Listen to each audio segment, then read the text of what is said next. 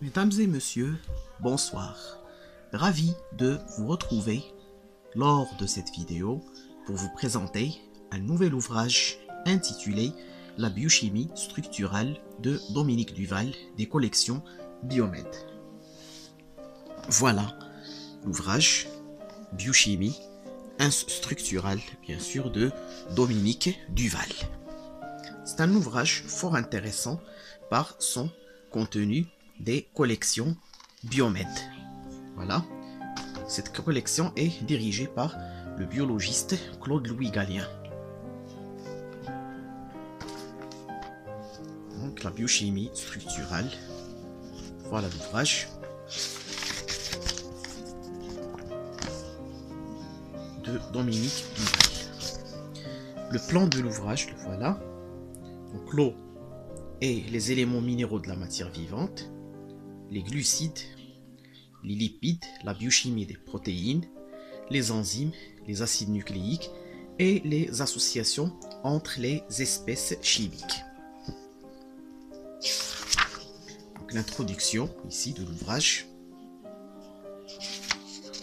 Donc l'unité biochimique bien sûr des organismes vivants au niveau bien sûr structural et constitution élémentaire de la matière vivante, au niveau du métabolisme ainsi qu'au niveau des modes de transmission, de régulation et d'expression de l'information génétique. Donc le premier chapitre, l'eau et les éléments minéraux de la matière vivante. Première partie, l'eau. Deuxième partie, les éléments constitutifs de la matière vivante. Voilà. L'importance qualitative et quantitative de l'eau. La structure de l'eau, bien sûr. Ici. Dissociation ionique et solvatation. L'eau comme solvant biologique.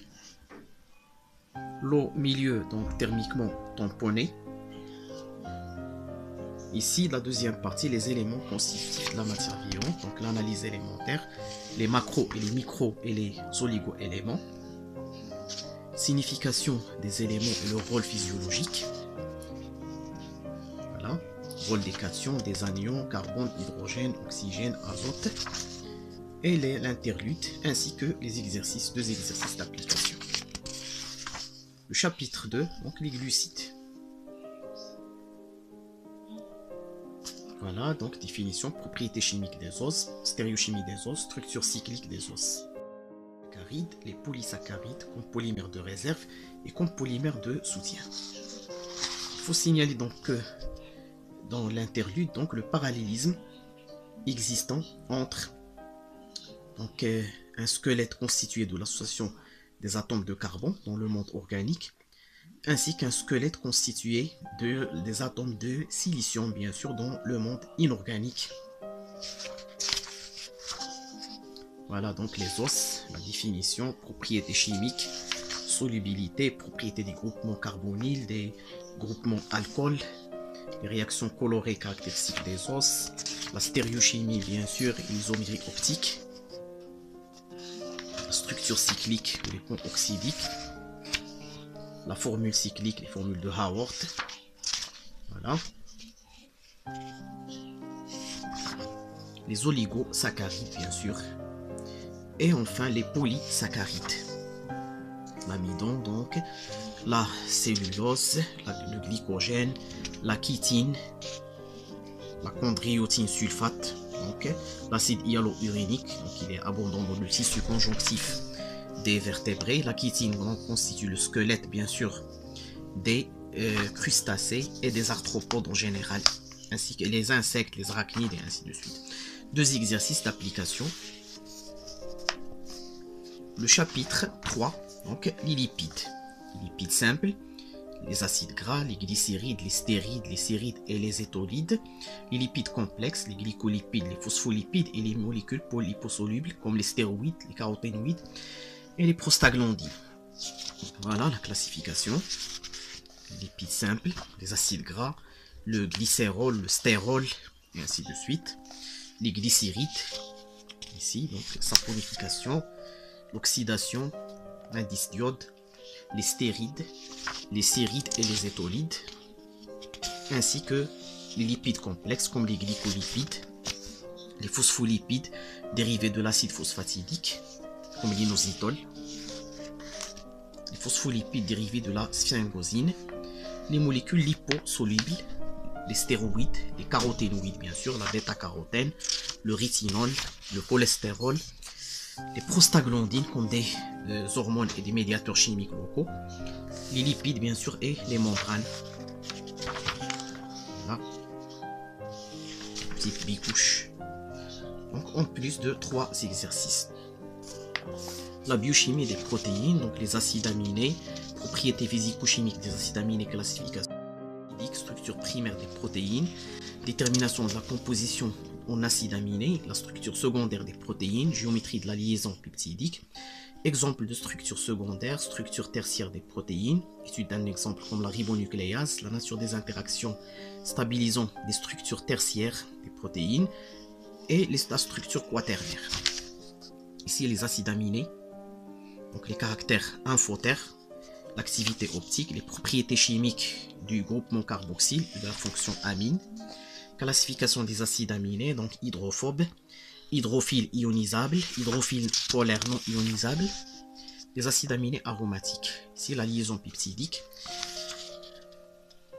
détermination de la composition en acides aminés, l'hydrolyse, la séparation et le dosage des acides aminés, détermination de la séquence, voilà, marquage d'hydrolyse ou de marquage et ainsi de suite, la structure secondaire bien sûr des protéines, donc la structure plissée en feuillet bêta, la structure donc en hélice alpha, structure tertiaire des protéines, donc la ribonucléase ici,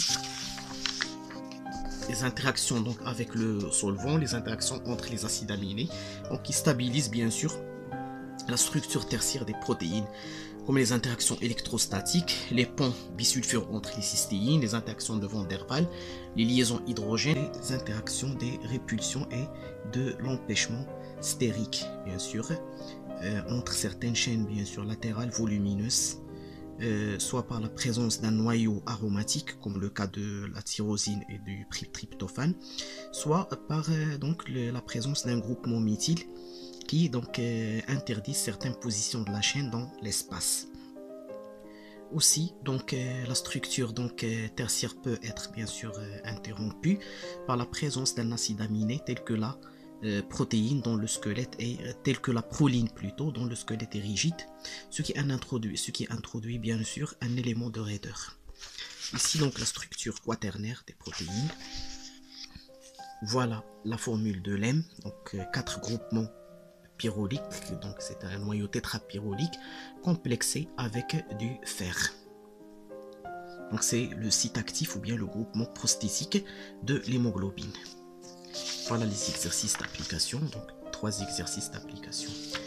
Chapitre 5, donc c'est les enzymes, introduction, cinétique enzymatique, équation de Michaelis-Menten. Équation de Michaelis-Menten, détermination de la constante de vitesse et de la vitesse maximale, mise en évidence des complexes enzymes-substrats, notion du site actif, mécanisme d'action des enzymes, modulation de l'activité bien sûr, énergie d'activation, mécanisme d'action, modulation de l'activité enzymatique, propriétés physico-chimiques du milieu, les ions et les coenzymes, les inhibiteurs compétitifs et non compétitifs, les enzymes non mécaïliennes et la notion d'allostérie bien sûr, le principe, la coopérativité de la liaison et les exemples bien entendu.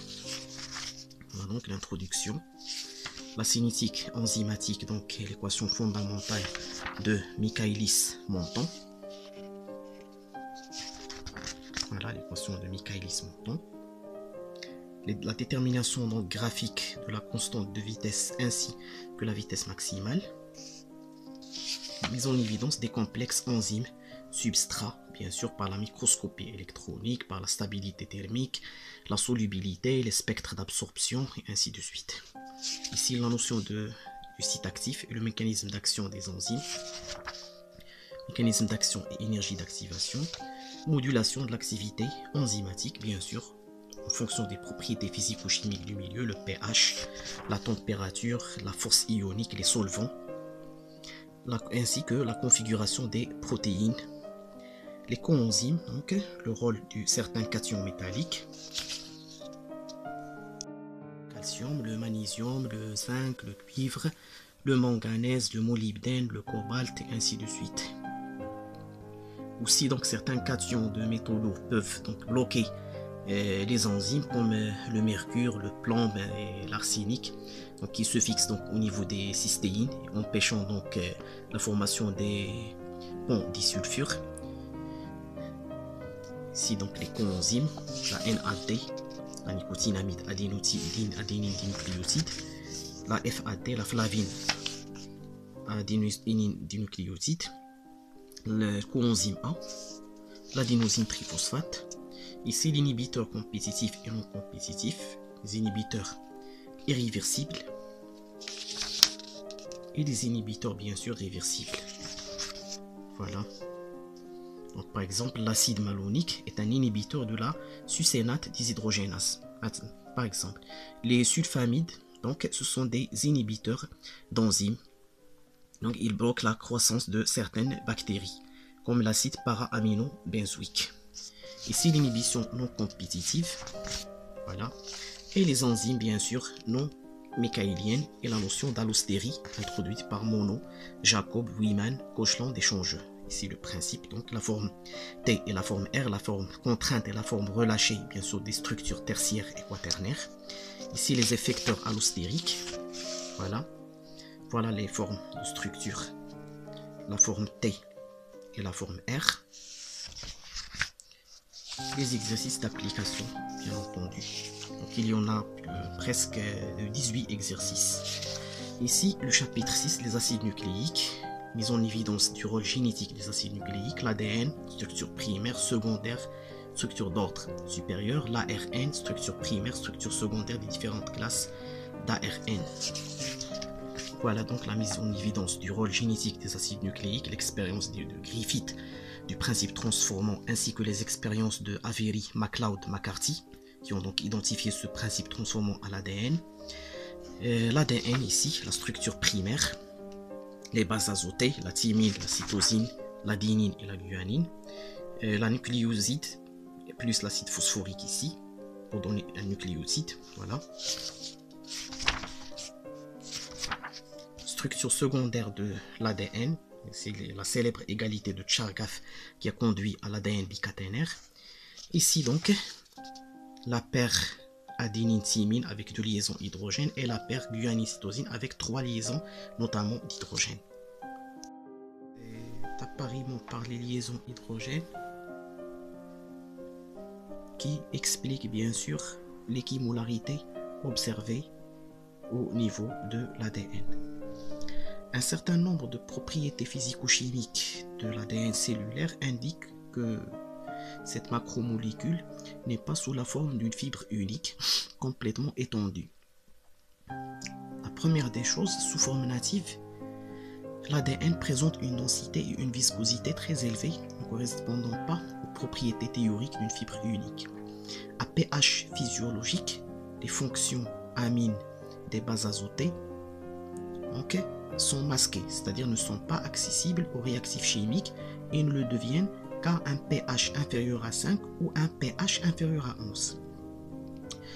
Troisièmement, l'ADN natif présente une absorption dans l'ultraviolet de longueur d'onde inférieure à 350 nanomètres, c'est-à-dire inférieure à l'absorption théorique calculée d'après l'absorption des nucléotides qui le composent. Après chauffage à 100 degrés Celsius ou en plaçant l'ADN dans un milieu de force ionique élevée, on retrouve une absorption égale à cette valeur théorique. Bien sûr, cela suggère l'existence d'une structure secondaire de l'ADN stabilisée par des liaisons faibles, puisque dissociée par la température, la force ionique ou les valeurs extrêmes du pH. Ces liaisons sont des liaisons hydrogènes. Ils ont été étudiés, bien sûr, par la diffraction aux rayons X par Crick et Watson. La structure hélicoïdale, la structure en double hélice, il a été étudié par les études de viscosité, les mesures de masse moléculaire par l'ultracentrifugation, les mesures picnométriques de densité, ainsi que la spectroscopie diélectrique, les mesures bien sûr microcalorimétriques, aussi le dichroïsme optique et la dispersion rotatoire. Voilà. donc l'absorption en fonction de la température à 260 nanomètres. Voilà le courant d'information ici. La source de l'information génétique, l'ADN, la transcription en ARN messager, bien sûr le codage de l'ARN de transfert et l'ARN ribosomal. Aussi donc ce qui mène à la traduction donc dans les ribosomes de la séquence d'ARN messager en acides aminés donc en protéines. Les modifications post-traductionnelles sont subies par les protéines dans l'appareil de Golgi également. Les protéines donc jouent le rôle donc de répression, de régulateur donc des répressions et des facteurs de transcription. Aussi donc les protéines sont des enzymes donc qui peuvent bien sûr catalyser les réactions d'une chaîne ou d'une voie métabolique. Aussi donc il y a une rétro-inhibition bien sûr, donc c'est la propriété donc caractéristique de la régulation biologique. C'est une régulation donc par bien sûr rétroaction ou bien feedback. Ici les acides ribonucléiques, structure primaire des ARN. Voilà. Donc là les bases méthylées, la méthylguanine, bien sûr la méthylcytosine, l'hypoxanthine et l'ionosine, on les trouve en faible quantité dans les ARN. Aussi, les égalités de Chargaff ne sont pas bien sûr vérifiées pour les ARN, ce qui suggère donc une structure monocaténaire. Voilà les ARN messagers, les ARN de transport et les ARN ribosomaux. Donc, c'est pour cela que les ribosomes sont formés d'une sous-unité 50 Svedberg de masse de 1 800 000 Dalton. Quand on les ARN 23 ribosomaux 23 Svedberg, 5 Svedberg, 30 à 35 protéines différentes. Et une sous-unité de 30 Svedberg de masse moléculaire de 900 000 Dalton, contenant bien sûr l'ARN ribosomal 16 Svedberg et 21 protéines différentes. Voilà les interludes et les exercices d'application, donc 3 exercices. Le chapitre 7, l'association entre espèces moléculaires, notion de molécules composées, étude de quelques associations simples, les associations complexes, les nucléoprotéines et les lipoprotéines membranaires. Voilà la molécule composée, l'association simple et complexe, les hétéroprotéines, les métalloprotéines notamment, les phosphoprotéines, les glycoprotéines, les lipoprotéines, les chromoprotéines et les nucléoprotéines. Voilà, donc l'étude d'une métalloprotéine, c'est la ferridoxine. L'étude d'une glycoprotéine, exemple de la caséine. La rhodopsine comme chromoprotéine.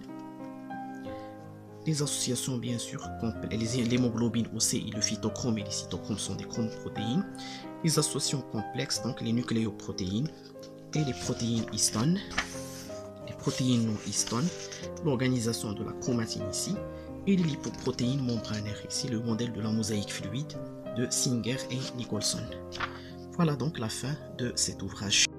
Notamment donc une bibliographie, notamment la cellule de Durand et Favart, la biologie cellulaire de Claude-Louis Gallien, biochimie et biologie cellulaire et moléculaire de Crash, à l'abrégé de cytologie de Marc Maillet, ainsi que la biochimie de Leninger, les bases moléculaires de la structure et des fonctions cellulaires, et Biochemistry de Stryer. Ici donc un glossaire, c'est un ouvrage de 120 pages. Voilà donc l'ouvrage de Dominique Duval, biochimie structurelle. Attendez-nous ou dans la prochaine vidéo pour vous présenter la deuxième partie de cet ouvrage, ou bien le tome 2 qui traite la biochimie métabolique du même auteur, Dominique Duval. Merci de votre attention et à bientôt.